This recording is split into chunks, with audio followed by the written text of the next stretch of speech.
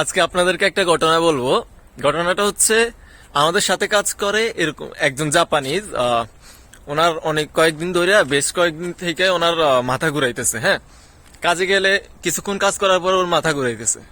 তো ওর এখন ওনার অনুভূতিটা কি, যদি আমি মারা যাই, হ্যাঁ, কি হয়েছে, একটু বুড়াই হয়ে গেছে, মানে বৃদ্ধ হয়ে গেছে। তো তো মনের মধ্যে এরকমটা আসছে যে যদি মারা যাই। তো আমাদের সাথে একজন ভাই আছে, ওনার সাথে কাজ করে। তো ওনারে বলতেছে, রে আমি যদি কালকে মারা যাই, আহ, আজকে না বেশি করে কাজ করুম, মারা যাওয়ার আগে ভালো করে কাজ করে মরবো, মানে তারপরও কাজ থেকে বিরতি নিব না, এরকম অবস্থা। আরে ভাই, 2 দিন রেস্ট নিয়ে নিজের শরীরটা ভালো কর, ওইটা করব না।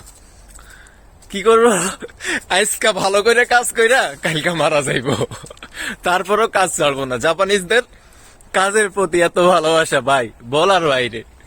এরা সারাদিন কাজ করতে পারবো। ওরা অসুস্থ, মারা যাইতেছে, ল্যাংলাইতেছে, তারপরও কাজ করতেছে। এইটা হচ্ছে জাপানিজ ভাই।